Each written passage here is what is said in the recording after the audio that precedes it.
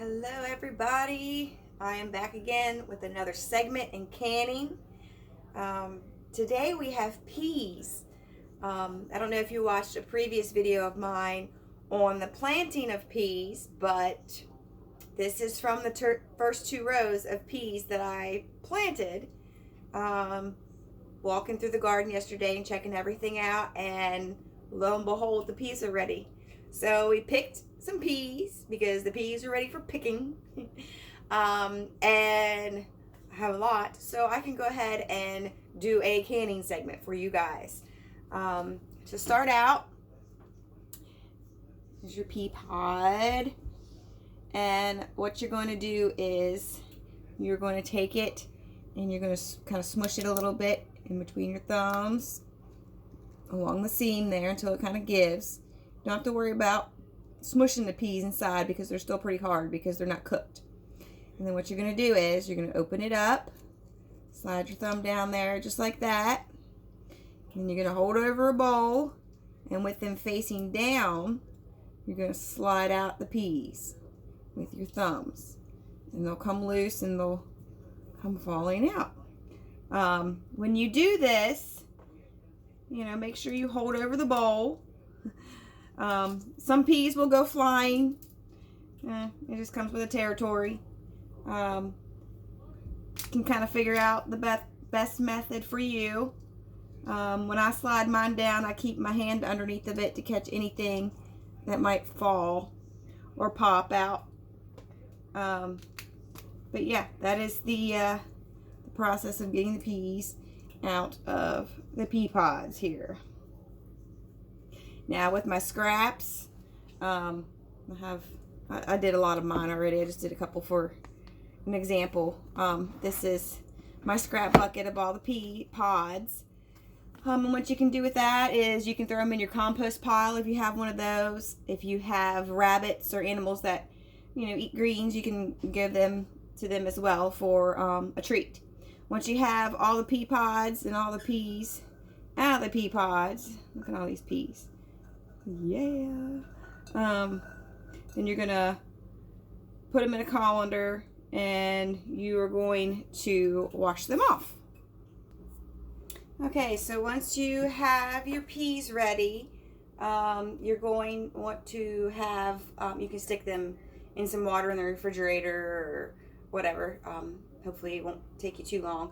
But you're going to want to wash your jars, inspect the tops of the jars to make sure there's no cracks, so they seal properly. Also your lids. And then once you have all of them washed and sterilized, you're going to keep them in some hot water. So the jars are going to be hot when you pack them.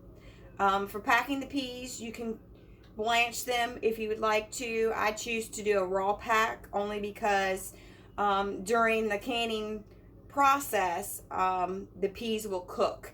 So I just choose to do a raw pack. But if you choose to blanch them a little bit, that's fine as well. Once you have your jars ready, you're going to inspect your canner. You're going to make sure that your lid, that the rubber ring is good and tight. Make sure that your pressure gauge is on and that's tight so no air comes through. You're going to make sure that this is free and clear. Make sure that there is daylight going through it. I just usually hold it up to the light and you can kind of see where that is. So once you inspect all of your equipment to make sure that it is safe, then you are ready to start packing the peas. So while I have been going, since I'm doing a raw pack, I have a pot of boiling water here ready to go to ladle into the jars. And my canner already has the right amount of water in it, and I'm keeping it at a constant hot temperature for the pressure canning part of it. So everything is on, good to go. So what you're going to do is you're going to grab your jar that you've been keeping hot in the water, and then I put this on here because sometimes they like to spill out. And you're going to take your peas and you're going to stick them in. Can you guys see that? I'm blocking it, aren't I? Move it over here. Now you don't want to push them down in there. You're just going to kind of want gravity to do its thing and let them fall in natural. Other things, when you pack them into jars, you're going to want to, you know, pack them down nice and tight. But with this, you don't need to. Now, once you have the peas in there, you're going to leave an inch of headspace, which is, headspace starts right here at this very, very thick line that goes around the jar. So you're going to want to leave an inch, which is an inch is from here up with the peas. Then you're going to ladle in the hot liquid.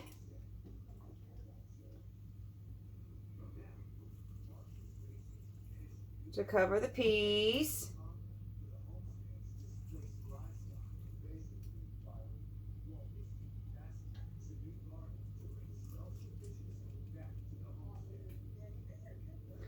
I'll leave a ½ inch of headspace. Actually, I guess that's actually more of a ¼ inch headspace. And then I'm going to take it and I am going to get out all of the air bubbles. So I'll slide my tool down alongside the jar, which will release any air that is in there.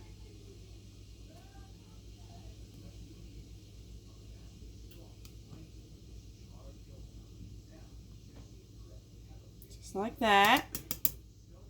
Then I'm going to get a lid. And I'm going to, before I put the lid on, wipe off the top of the jar. Make sure it's nice and clean. Put the lid on. Actually, I need this lid. And then attach my ring.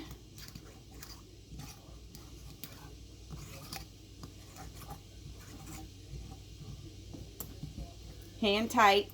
Now, if the jar is too hot for you to handle, then you can use the jar gripper. But my hands are pretty tough. So take this and I stick it over in my pressure canner.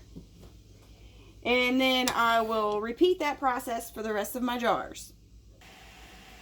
So I have all my jars packed, leaving an inch of headspace with the peas. I fill up my jars and I kind of leave it a ½ inch headspace. But they recommend an inch all the way around, so tomato tomato. Anyway, so I've inspected my equipment. So now what I'm going to do is I'm going to put the lid on.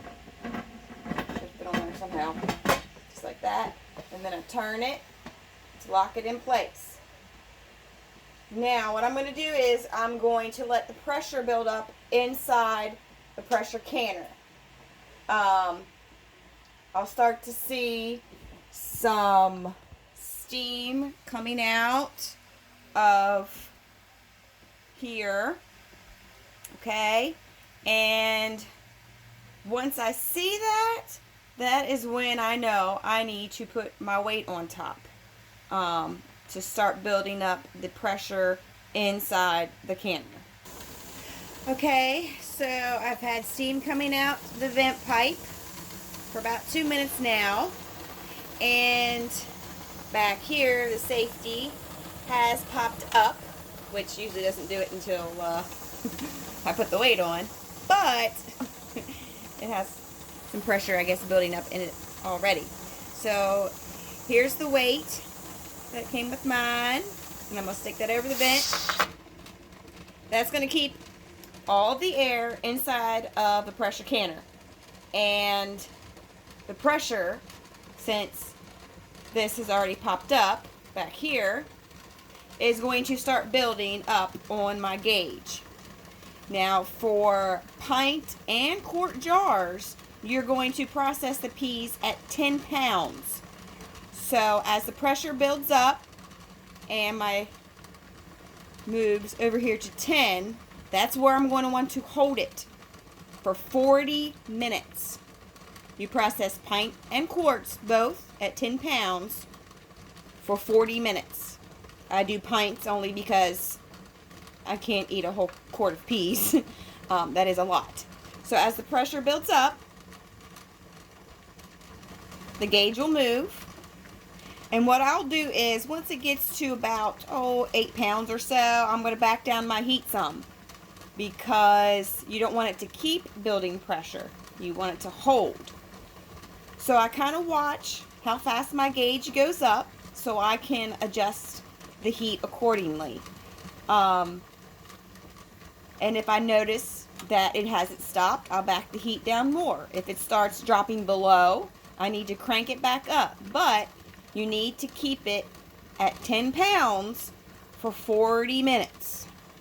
As you guys can see, as I have been speaking, the gauge has been rising, which tells me that pressure is building up inside the pressure canner.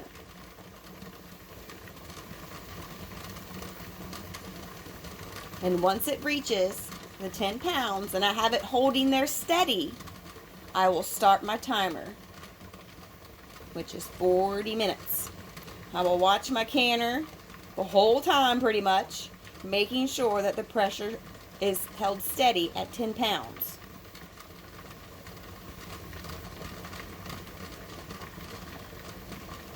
After those 40 minutes, I will turn off the heat, and then the pressure will slowly subside inside the canner. You do not open up your canner with pressure inside of it. You cannot do that. If you do that, things will not be pretty. Right now we're almost to 5 pounds, it looks like. It's rising pretty steady. Once you do this a couple times on your stove, you will know on the dial when and where to kind of keep it set. But there it goes. I'm going to go ahead and pause this video, and I will check back in with you all in a little bit. Okay, so I've been holding at 10 pounds of pressure, and I have just about 16 minutes left of processing. Okay, so I have about 4 minutes left on my timer, and I've been holding around the 10 pounds. It's gone over just a little bit, but I've gotten it back down. It's not going to lose pressure very fast, so it's safe to go ahead and turn off my burner. And then don't do anything. You're not going to take off the weight. You're not going to open up the pot, nothing. You're going to want to let that pressure go all the way back down to 0 by itself. Because if you open up the pot now, it's under 10 pounds of pressure. It's a lot. So once the pressure has gone back down, we'll check back in with you. Okay, so I've waited for the pressure to fall all the way to 0. And I've also waited for my safety gauge to fall down. When the pot is under pressure, this pops up to let me know that there is pressure. So the safety gauge has popped down, so it's safe to remove the weight. So we're going to remove the weight. Just like that.